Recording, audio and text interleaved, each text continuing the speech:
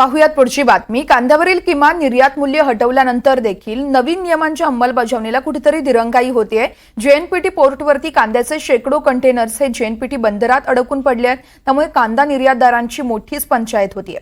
या संदर्भात आढावा घेतलाय आमचे प्रतिनिधी राहुल कांबळे यांनी। आपण तो पाहूया। उरणमधील जेएनपीटी बंदरावरती कांद्यासाठी जी नवीन नियमावली केंद्र सरकारने लागू केली आहे त्याच्यामुळे जे ट्रान्सपोर्ट आहे कांदा निर्यातदार आहेत त्यांचा कुठेतरी खोळंबा झालेला आपल्याला बघायला दिसतोय।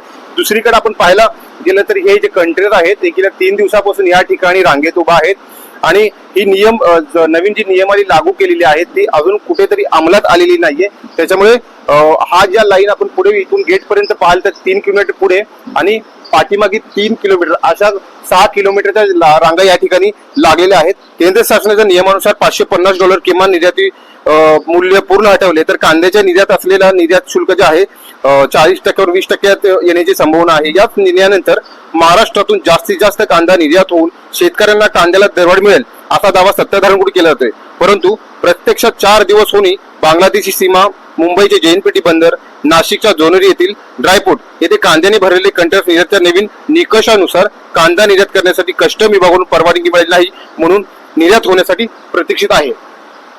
कॅमेरामॅन बाबू शेख बरोबर राहुल कांबळे, एनडीटीव्ही मराठी, नवी मुंबई।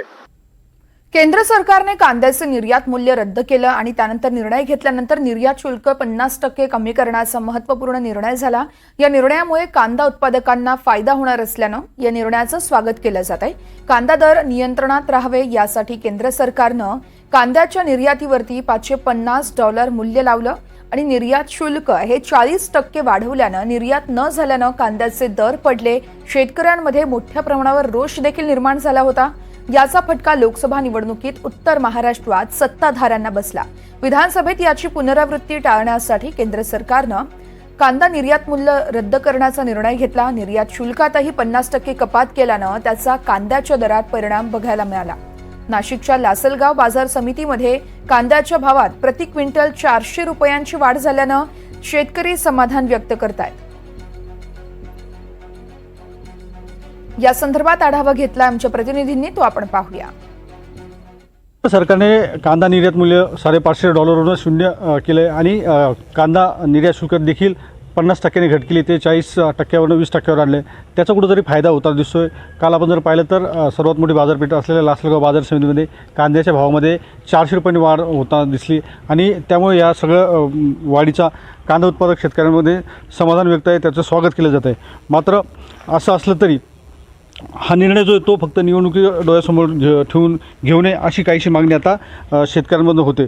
आपण जर पाहिलं तर गत लोकसभा निवडणुकीमध्ये उत्तर महाराष्ट्रामध्ये कांद्याच्या मुद्द्यावर जे ते सत्ताधाऱ्यांना जे आहेत त्या सपाटून मार खावा लागला होता आणि त्याची पुनरावृत्ती विधानसभा निवडणुकीत होऊ नये यासाठीच आता केंद्र सरकारने सावध पावले उचली हा निर्णय घेतल्याची काहीशी भावना जी आहे ती शेतकरी आणि कांदा उत्पादकांमध्ये होताना दिसते। त्यामुळे हा जो निर्णय आहे तो पुढच्या काळात देखील कायम असला पाहिजे।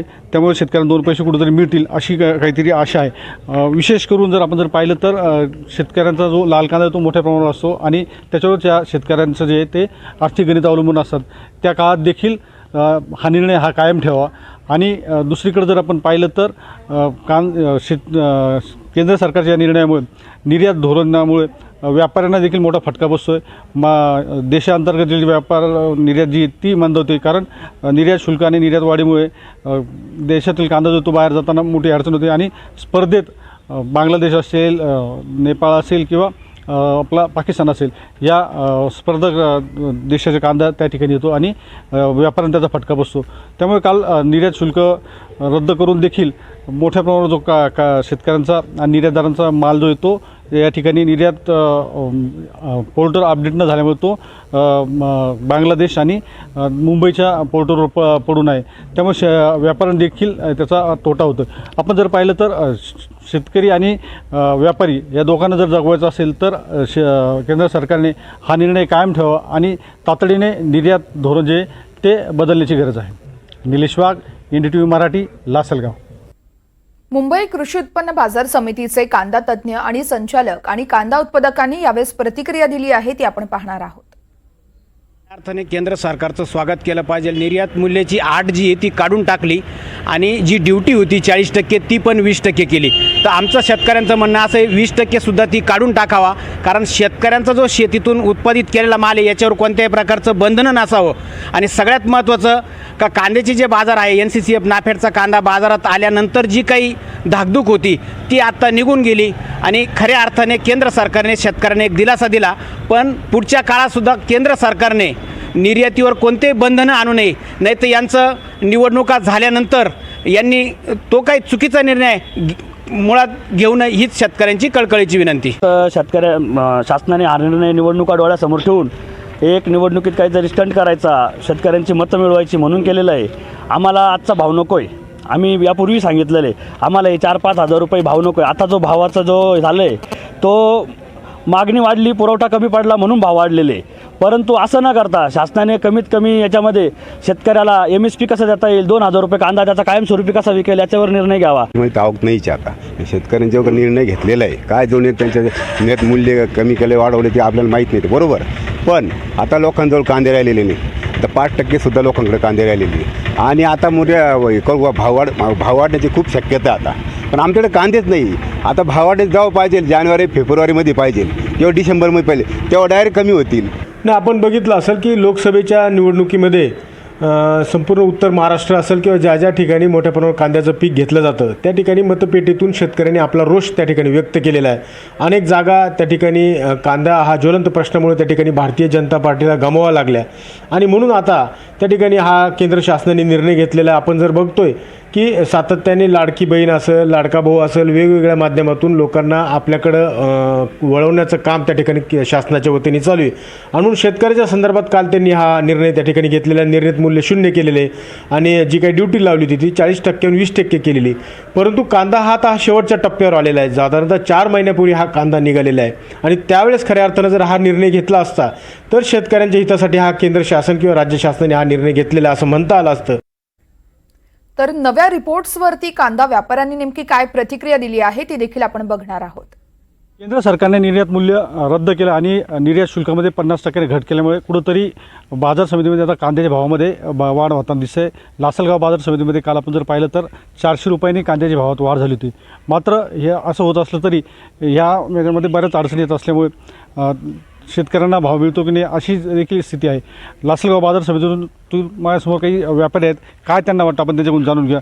काय एकंदरीत सांगशाल की हा जो सरकारने जो निर्णय घेतला त्याचा फायदा होईल का? फायदा होईल, परंतु आज शेतकऱ्यांकडे अतिशय कमी प्रमाणात कांदा शिल्लक राहिलेला आहे. आपल्याकडे जो रब्बी हंगाम आहे हा मार्च आणि एप्रिलमध्ये येतो, बाजारात येत असतो जास्त प्रमाणात.